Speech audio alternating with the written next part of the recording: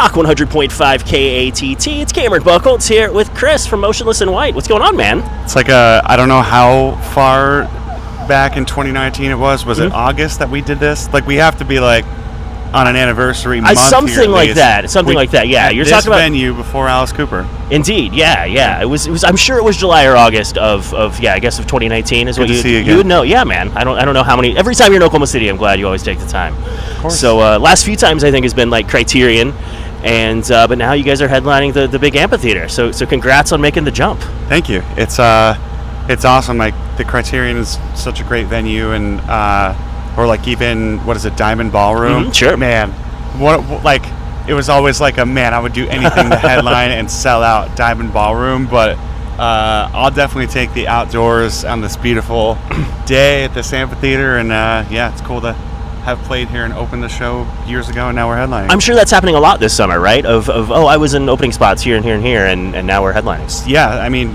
just that, as we mentioned, the Alice Cooper tour, that tour, and when we toured Slipknot in 2015, all those same amphitheaters we're going through now, and it's just like, man, I remember playing while the sun was just destroying us, like death rays of sun beating me in the face, and now we get to headline and do all these really cool production shows, and we're super grateful. Yeah, I mean, last time you played here, I would imagine you had lights that no one could see in the sun, and now you get to use all that. Yeah, well, we had the most powerful production in the world, and that's the sun. Sure. So. But no, I imagine you put a lot into the production of doing your first amphitheater run, right? I've seen some pyro and things. Yeah, we tried to take like a combination of everything that we've done bits and pieces of here. Like, we've had some video walls, we've had pyro, we've had the characters and the dancers on stage, but now we got to go like every one of those departments. We got to go as crazy as we could. It's one of those tours where like why was I holding the microphone up here? It's one of those tours where like it could be a Muppet nose. It's fine. You're not going to make any money because you're spending it all in the production, but it's because you want to make sure like you're out there showing like you put us on these stages. This is the show you're going to get because this is what we've wanted to do for so long. So it's like worth every penny. Yeah, awesome. I mean, I'd imagine there's a lot of freedom in that, but also a lot of pressure. Sure. I mean, obviously, if you're bringing something out this massive, people have to show up and help pay for it. I hate that it sounds that way, but sure. That's true. But there's been like no shortage of fans at all these shows. I mean, we're playing. Every one of these shows is the biggest U.S. headliners in those cities that we've ever done. So it's like, just look. This will be the biggest OKC, headlining show, and it's just awesome to see that year after year, going from Diamond Ballroom or Criterion to here. It's just the fans like at least make you feel like there's some security and like, all right, cool, it's worth the risk of not making any money because at least people are coming to the shows and they're having a great time and the feedback's been really cool, so worth it. Nice. And I imagine you can, ask people like, oh, how many people saw us at the Diamond Ballroom or whatever. Oh, yeah. And it's nice to know how many of them are absolutely lying. I think that's more the funny, like, lying is more like the old songs will be like, how many old school fans do we have? And maybe they're not lying, but it's funny because then you play some of the older songs and there's a lot of zombie stares out there, which is fine. It's cool. We love playing the old songs too. But that's I have no proof of the people being at some of the older venues, but I do know that we've done it a bunch of times. Sure. And there's not that many places here, so maybe they'll be telling the truth. Could be, some of them are. Some of them are. But now you guys are out in Sport of Decades, which 3 weeks, something like that, a month that it's been out. This is week 3. I think we just got like third week numbers last week, so or we're coming up on week 4. Nice. And how does it feel at this point? Because obviously, you're talking numbers. You guys hit a bunch of crazy number ones and, whatever. It's insane. I think when you spend as much time as we did on an album to have it come out and then be this week after week, it's not just like, we had one cool big single in January and then it's been whatever. It's been like every single has had its own version of this big moment. And then we put the record out.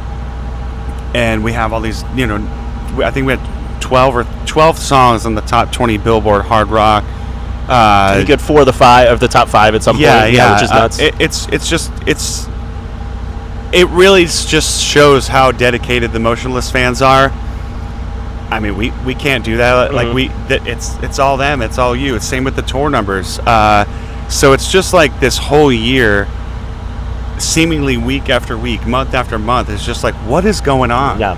And it feels cool because you spend so much time on it, and you want it to amount to something, and then people love it. So it's cool. And I feel like you guys, I don't know what the actual like schedule was like or whatever, but it does feel like you guys went away more than you had in the previous records. It felt like there was a definite like time off where you guys disappeared and then came back. So our big focus was, let's spend time in Europe.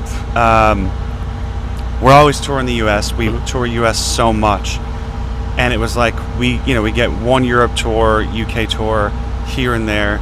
We were like, okay, we've already done everything in the U.S. The record cycle is kind of over. Maybe because we haven't been to the Europe, UK territories as much, we could still go there and increase the shows and do bigger production. So we actually went 2 or 3 times over that downtime in the US, and the same thing happened there, where it's like we went from playing, to 1,000, 1,500 people to then we played Ali Pali. We played all these different venues that are legendary over there to sold out crowds or almost sold out crowds. So spending the time over there and letting those fans know, like, we care about you too. Then we went to Australia, and now we're going to try to go to South America, and so on, and just expand everywhere else and not fatigue the U.S. Sure. That's the goal. Well, and it's always amazing to me too of the bands, of how different audiences can be, not like just in culture-wise, but like number-wise. Yes. Of, it's crazy bands that are, some that are huge here and are a club band over there and vice versa. It's crazy. There's bands even in Canada that will do like 20,000 people in Canada, but then come here and do 2,000 people. Canada has that weird law, though, where they have to play so much Canadian material on their airwaves. It gives them a different advantage. Yeah. But that's rad that you guys are focusing on kind of spreading it more evenly, I suppose. Yes. It's tough because you don't want to like overdo it. You don't want to. I feel like we did for a little while do too many U.S. tours. You just decrease the demand, Sure. like so. What you really need to do is break up for like 8 years. Yeah, and then we come need back. to. That's the so really. we're going on a hiatus. Yeah. We'll put out one single next year, maybe another. Yeah, well, that's the plan. Good right. idea. You're a marketing genius. Yeah, that's how you go from arenas to stadiums is break up for 8 years. Hell yeah. But now, as far as back to the live show, how much of the new record are you playing? I imagine quite a bit of it at this point. So this tour, the record came out like 3 or 4 days into the tour. Mm-hmm. So we were like, okay, we can't play. We don't want to reveal any new songs before the album comes out. And we thought that the genius idea was, we did put a cover on the record. Well, we could play the cover as the 4th song. So we're playing 4 new songs, but we only gave away the cover, which people already know. Sure. The next tour, Leg 2, is where we're going to, pretty heavily bring out a lot of the new songs. So, yeah. And how have the live reactions been so far? I'd imagine it's a lot. Yeah. Yeah. I mean, playing Sunglasses at Night it's my favorite of the show.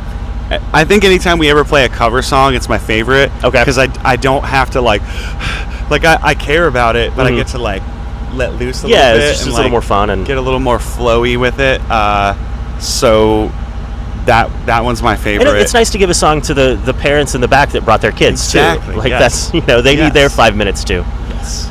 But now, what other covers have you guys done in the past? I'm trying to remember. I can't recall seeing you guys do a live one before. We've done Mother from Danzig. We've done Chop Suey, One Step Closer.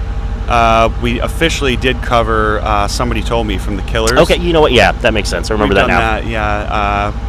We love throwing them in because, I mean, the facts are that not everyone knows every word to every Motionless song, even if you're a fan coming to our headlining show, or especially if you're an opening band. Not everyone's going to know your stuff, and we're not above, we just want people to have fun. So let's throw in a cover song, get people singing along and having a good time, and it's been really good for us.